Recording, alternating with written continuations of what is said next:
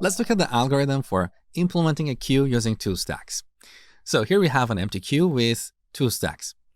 We add items to our queue, let's say 10, 20, and 30. And we should also store these items in the first stack. So 10, 20, and 30. Now here's the problem. If you want to remove an item from our queue, that number has to be 10.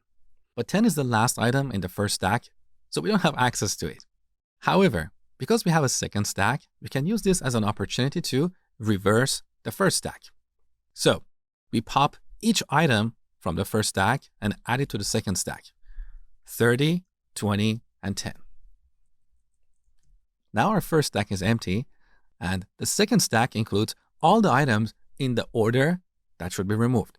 So now we can pop 10, and this will remove 10 from our queue. Beautiful. Next time we call the dequeue method, we want to remove 20, and 20 is in the right position, so we can easily remove it from here, and this will disappear from our queue. Beautiful. What about adding new items? So if we add two more items here, 40 and 50, where should we add them? Well, if we add them here, this will mess up with the order of our items. Because next time we dequeue, we should remove 30, and now 30 is at the bottom of our stack. So we should add 40 and 50 to our first stack. In other words, we use the first stack for adding new items or for the in-queue operation, and the second stack for the dequeue operation. So now if we call the dequeue method, we'll remove 30 from our second stack, and this will get out of our queue. Now, next time we want to call the dequeue method, we are in the same situation as before. 40 is at the bottom of our stack. So once again, we should move all these items from the first stack to the second stack to reverse their order.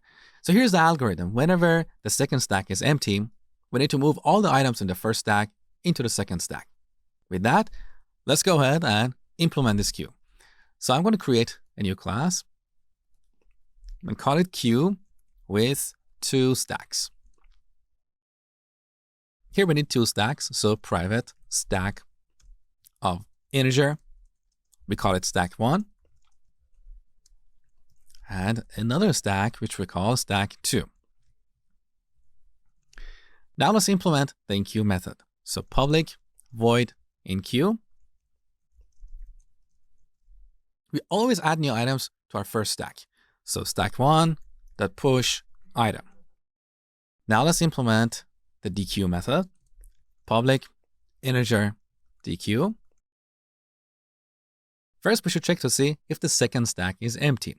In other words, if we have some items here, we don't want to move the items from the first stack into the second stack because, as I explained earlier, they will mess up with the order of these items.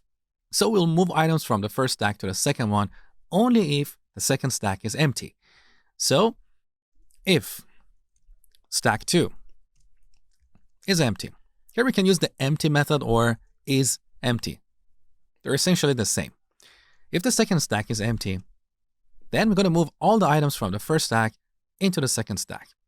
So as long as the first stack is not empty, we keep popping items and pushing them into the second stack. So stack 2 dot push, and we give it stack 1 dot pop. Now these items are in the right order to get removed. So finally, we call stack 2 dot pop and return this value to the caller. Let's test our implementation up to this point. Back to the main class. I'm going to create a queue object. So we type queue WTS as a shortcut for queue with two stacks. We call it queue. Now let's add a few items here like 10, 20, and 30, and then remove the first item. So queue.dequeue. Let's print this on the terminal.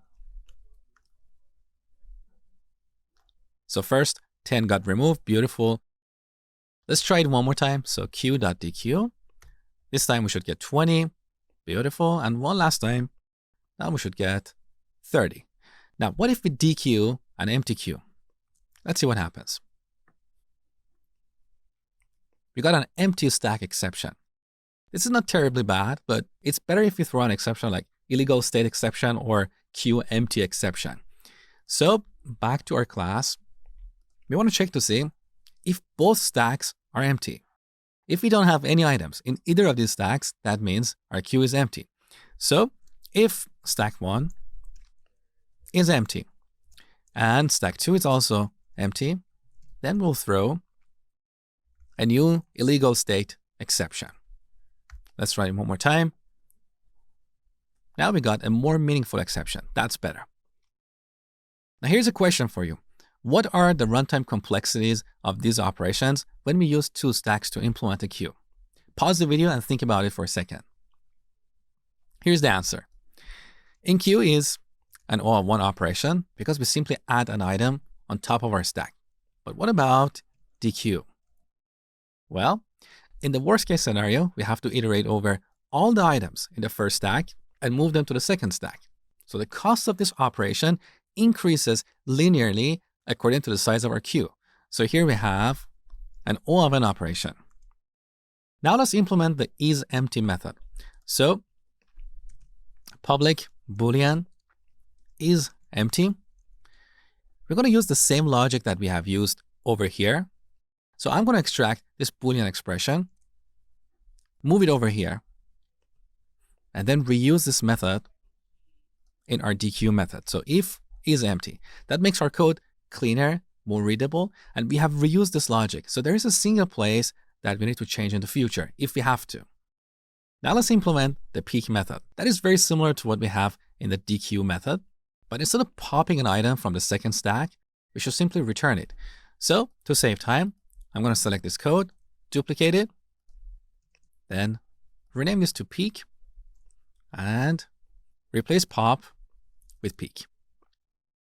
Now, if you notice, we have repeated these 3 lines in both these methods.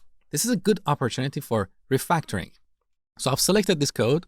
On the top, we go to refactor, extract, method. We can call this move stack 1 to stack 2. That is exactly what we are doing over these few lines. So refactor, IntelliJ detected that we have 2 occurrences of the exact same code. So let's refactor all of them.